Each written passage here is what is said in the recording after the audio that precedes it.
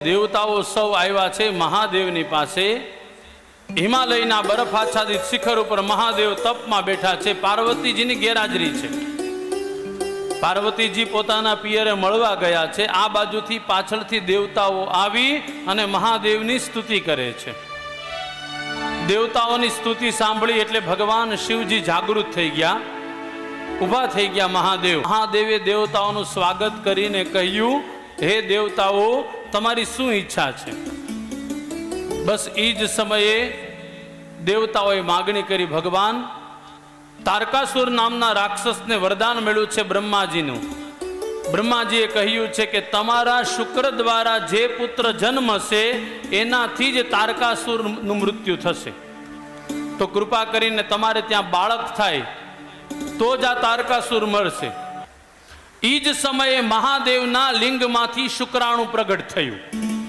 આ જેવું શુક્રાણુ પ્રગટ થયું, દેવતાઓને વિચાર આવ્યો કે આ શિવજીના લિંગમાંથી જે શુક્રાણુ વીર્ય નીકળ્યું છે, જો જમીન ઉપર પડશે તો જમીનના ટુકડા કરી નાખશે।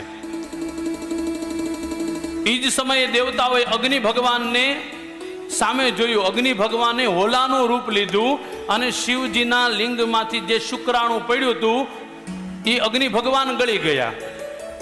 હવે બન્યું એવું કે આ તો શિવજીનું શુક્રાણુ, બ્રહ્મચર્ય પાલન કરેલું શુક્રાણુ, એટલે આ અગ્નિ ભગવાન જે હોલાના રૂપમાં હતા ને એ એને પચાવી શક્યા નહીં।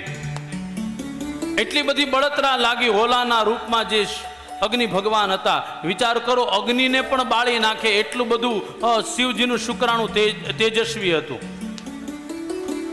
એ જ સમયે હોલાના રૂપમાં અગ્નિ ભગવાને પોતા ઉલટી કરી ગયા અને એ જે શુક્રાણુ હતું એ ગંગાજીના કિનારે હિમાલયની ગોદની અંદર પડ્યું। જે જગ્યાએ એ શુક્રાણુ પડ્યું ત્યાં એક બાળકનો જન્મ થયો, જેને આપણે બધા કાર્તિક સ્વામી કહીએ છીએ। એકવાર જય જયકાર કરો, બોલો શ્રી કાર્તિક મહારાજ કી જય।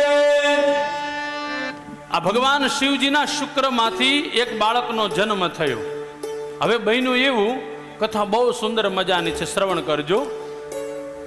એ જ સમયે પાર્વતીજી આવ્યા। પાર્વતીજી જોઈ આ બધી ઘટના બની છે, પાર્વતીજીને સાંભળવામાં આવી। બસ એ જ સમયે પાર્વતીજીએ બે જણને શ્રાપ આપી દીધા। પેલા તો દેવતાઓને શ્રાપ આપ્યો। દેવતાઓને શ્રાપ આપ્યો પાર્વતીએ કે આજથી એક પણ દેવતાઓને ત્યાં સંતાન થશે નહીં। પાર્વતીના શ્રાપથી આજે પણ જુઓ, દેવતાઓને ત્યાં સંતાન નથી હો।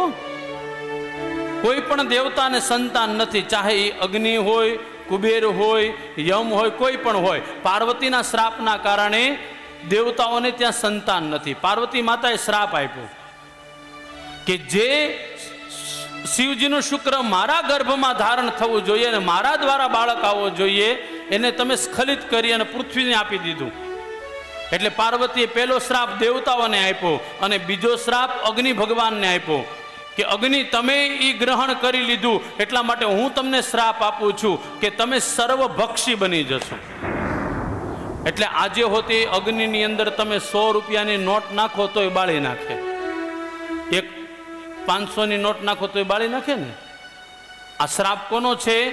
તો કે મા પાર્વતીનો। બધું જ બાળી નાખે, સારું હોય તોય ભલે, ખરાબ હોય તોય ભલે, અગ્નિ બધું જ બાળી નાખે। આવો શ્રાપ ભયંકર આપ્યો। પછી દેવતાઓ અને અગ્નિ ભગવાને મા જગદંબા પાર્વતીની સ્તુતિ કરી કે મા, તમે હિમાલયમાં હતા અને અમને ખબર નહોતી કે ભગવાન શિવજી તત્ક્ષણ આ નિર્ણય લઈ લેશે। અને પછી તો કથા એવી છે, હિમાલયની ગોદમાં ગંગાના કિનારે જે શિવજીના શુક્ર દ્વારા એક બાળકનો જન્મ થયો તો કાર્તિક સ્વામી, એ 6 કૃતિકાના હાથમાં એ બાળક આવ્યો। આ 6 કૃતિકાએ એ બાળકને પોતાનું સ્તનપાન કરાવ્યું। બન્યું એવું કે ભગવાન કાર્તિકને 6 મુખ થઈ ગયા। એટલે આજે પણ કાર્તિક સ્વામીને કેટલા મુખ છે ભાઈ? તો કે 6 મુખ।